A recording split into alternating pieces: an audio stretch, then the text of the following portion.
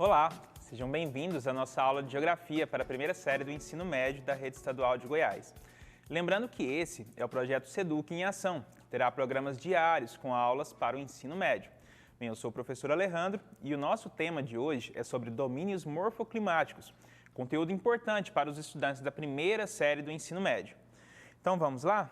O conteúdo de hoje, nós temos aí, de acordo com o currículo da Rede Estadual, formações vegetais, biomas, ecossistemas, domínios morfoclimáticos. Lembrando que os três temas, biomas, ecossistema e domínios morfoclimáticos, eles estão interligados, tá? Eles se relacionam. Expectativa de aprendizagem, entender que a paisagem é o ponto de partida para o estudo do espaço geográfico. Então, diante disso, o primeiro conceito que a gente trabalha hoje é o conceito de paisagem. E aí nada mais correto do que citar aí o pai da geografia, né, brasileiro.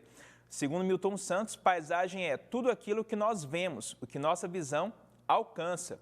Então, paisagem é a parte visível do espaço, tá? O que eu consigo visualizar. Lembrando que quando a gente fala a parte visível, tudo aquilo que nós vemos, não só o sentido da visão vai ser utilizado ao diagnosticar, ao verificar a paisagem, mas os outros sentidos podem também auxiliar a compreender essa paisagem. Então, o ruído mesmo, o som, ele faz parte da paisagem? Sim. O que eu sinto aqui, né, o cheiro, o odor daquele ambiente, ele também faz parte do ambiente? Sim, tá? Ele também vai caracterizar a paisagem. Então, até onde a vista alcança, são elementos mais concretos daquele espaço, tá? Então, até onde a vista alcança. Então, de acordo com o espaço que você estiver, até a linha do horizonte é a paisagem. De acordo com o espaço que você estiver, limitado aí pelas paredes, tá? Então, a paisagem, a parte visível do espaço, de uma forma um pouco mais simples e mais didática também de compreender o conceito de paisagem. Os domínios morfoclimáticos, vamos lá, são a combinação dos elementos relevo, clima e vegetação. Então, nós temos três elementos, relevo, clima e vegetação. Esses se interrelacionam e interagem, formando uma unidade paisagística. Então, nós temos aí esses três elementos, o relevo, né, montanhas, as depressões, as planícies, os planaltos, combinando aí para poder formar essa paisagem. Mas o clima, então os elementos climáticos, que nós até já falamos sobre eles, né? Então elementos como a maritimidade, a continentalidade, a latitude, a altitude, né? Todos eles combinando também para formar aí essa paisagem dos domínios morfoclimáticos. Mas a vegetação, tá? Lembrando que clima e vegetação eles estão diretamente associados, tá? De acordo com o clima, uma vegetação se forma. Tá? Inclusive aí os nomes até bem próximos, tá? Floresta tropical, clima tropical, um exemplo aí. Então nós temos essa associação entre esses três elementos, formando uma paisagem, formando também o domínio morfoclimático. Bem, os domínios morfoclimáticos no Brasil, mais importante aí, o geógrafo Aziz Absaber foi o responsável por fazer essa classificação. Para ele, o país possui 6 grandes domínios morfoclimáticos. Então, aqui a gente tem um mapa, né, feito aí com os conceitos de domínios morfoclimáticos do Aziz Saber, tá? E a gente tem aqui os domínios morfoclimáticos. Então, são eles o domínio equatorial amazônico. Então, a gente pode ver aí no mapa, né, na parte norte aqui do território brasileiro. Então, aqui a gente está vendo o domínio amazônico. O domínio dos cerrados. Então, justamente aqui, né, onde a gente está, no estado de Goiás, a gente tem estado de Goiás, Tocantins, Mato Grosso do Sul, ocupando aí o espaço cerrado. Lembrando que ele passa um pouco ali também para Minas Gerais, São Paulo, um pouco na Bahia, tá? Então, essa mancha mais alaranjada ali. Nós temos também o domínio dos mares de morro. Então, o litoral brasileiro, a gente vai ver esses mares de morro. Tá, o que é isso? Mares de morro, ali de rosa, né, no mapa, lá no litoral brasileiro. Esse mares de morro, a gente vai ter um relevo levemente ondulado, então dando a impressão das ondas do mar mesmo. Então, um relevo mamemolar, um relevo chamado de mares de morro. Então, as ondas do mar, tá levemente ondulado. Quem vai para o litoral mesmo, a gente pode até o exemplo mais comum, as favelas. As cidades, elas cresceram e a gente vai ver as periferias. As favelas se formam em cima dos morros, mas a quantidade de morro no litoral é muito grande, justamente por esse tipo de relevo, tá? Dos mares de morro, formando aí também esse domínio morfoclimático, que é o domínio mares de morro. Domínio das caatingas. A caatinga, ela de verde ali no litoral do Nordeste, então aquele verde mais claro. Então nós temos aí a caatinga, tá? E ela no Nordeste brasileiro. Além da caatinga, a araucária no sul do Brasil, colocado ali de laranjado, e a gente tem também mais ao sul os pampas, tá? Então a gente vai ter esses domínios morfoclimáticos, os pampas ou as pradarias, tá? Esses domínios morfoclimáticos. Entre os 6 domínios morfoclimáticos existem as faixas de transição. Nelas são encontradas características de 2 ou mais domínios morfoclimáticos. As mais conhecidas são o Pantanal, o Agreste e a Mata de Cocais. Então, quando a gente observa aquele mapa, a gente observa ali, entre os domínios morfoclimáticos, tem sempre uma mancha amarela ali, meio amarelo bem clarinho. Essa mancha amarela clarinha ali no mapa é justamente as zonas de transição. Então, por exemplo, se a gente pega aqui no mapa, entre o domínio amazônico e o cerrado, a gente tem uma faixa amarela que é uma faixa de transição.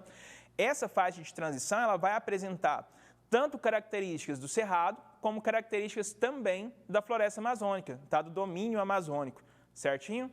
Então, sempre entre as faixas a gente vai ter pelo menos características de 2 domínios morfoclimáticos.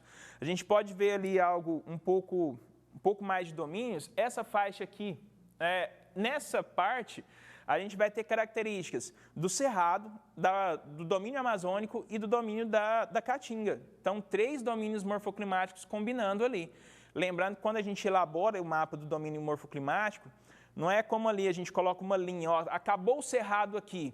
Não, a gente vai ter uma faixa de transição, justamente, ó, já começa a apresentar elementos de uma outra faixa, de um outro domínio morfoclimático. Tá? Não é aquele encerramento brusco ali, aquele limite brusco. Até aqui vai o cerrado, acabou. Não, ele passa um pouquinho.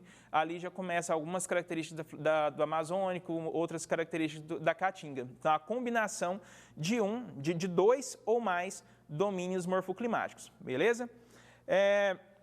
Então, a gente tem agora a vegetação brasileira, que é um dos elementos que vai combinar, né, mais o clima, mais o relevo, para formar aí os domínios morfoclimáticos. Bem, a vegetação brasileira é composta de 4 unidades: as formações florestais, as formações complexas, as formações litorâneas e as formações campestres. Então, essa vegetação florestal, nós temos aí 4 tipos. Quais são elas? Nós temos aí a formação da floresta amazônica, floresta tropical atlântica, a mata de araucária e a mata de cocais. Então, esses 4 tipos de formações florestais. As formações complexas são o complexo da Caatinga, do Cerrado e do Pantanal. A formação litorânea são 2, a gente tem as restingas e os manguezais. Tá? Então, essas 2 formações. As campestres são campos e pampas. Então, como a gente observa aí a imagem, parece um campo de futebol mesmo, né? Bastante plano, algumas vezes um relevo bastante leve, né? Suave ali, e vegetação mais rasteira, tá? Um campo mais aberto.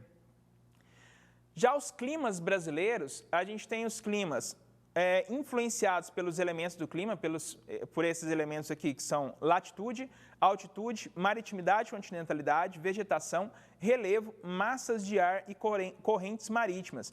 Então, nós temos aí o mapa com os climas brasileiros.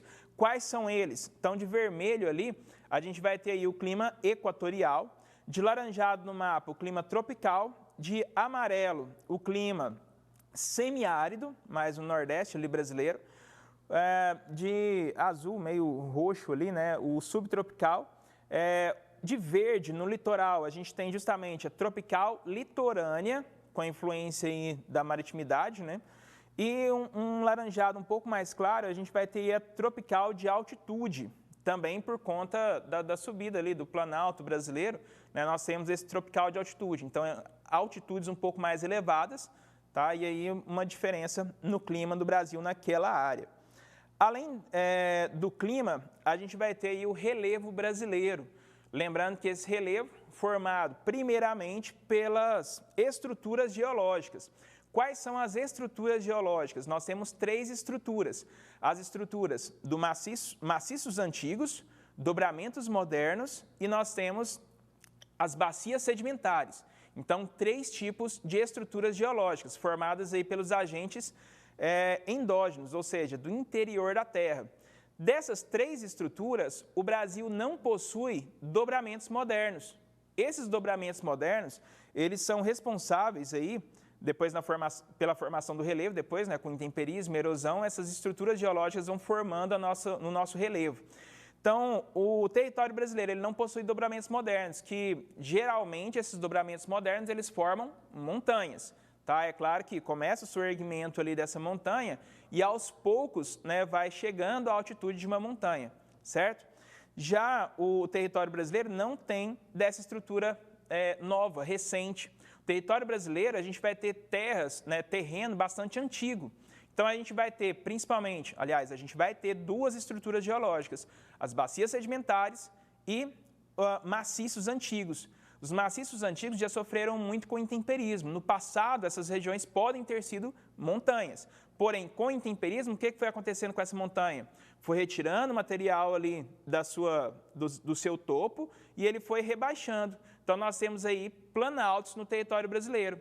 O que é o planalto? Essa estrutura parecida com uma mesa, as bordas bastante marcadas, estão erguidas aqui, e o topo bastante plano, tá? Esse topo plano, a gente vai ter aí, pode ter a presença de serras, tá? Algumas ondulações nesse topo, pode ter as chapadas também, certo? Então, aí os planaltos. No território brasileiro, a gente pode observar no mapa de laranjado. Então, de laranjado, a gente observa ali os planaltos do território brasileiro, beleza? Então, a gente vê aí essa estrutura. Já o território das bacias sedimentares, a gente vai ver essas bacias sedimentares, essa estrutura para baixo, tá? E aí, recebendo material sedimentar, ela vai se tornando uma planície, tá? Recebendo sedimentos, ela vai se tornando uma bacia sedimentar. E também, como ela pode ainda não ter sido preenchida com muitos sedimentos, ela pode também ser uma depressão. Então, a gente observa aí no mapa, de verde, a gente observa as depressões brasileiras, que a gente observa assim, visualmente, as depressões são em maior quantidade no território brasileiro, e as planícies no território brasileiro de amarelo. Tá? Então, um pouco menor aí a quantidade de planícies para o Brasil. Lembrando que essas depressões, elas já receberam bastante material sedimentar e a gente vai ter aí um benefício disso para a agricultura, que a gente vai falar em uma outra aula. Certinho? Então, a gente encerra a nossa aula por aqui. Não saiam daí, pois após o intervalo nós teremos a aula de língua portuguesa com a professora Daniela, para você que é estudante da primeira série do ensino médio. Muito obrigado, forte abraço e até a próxima, gente.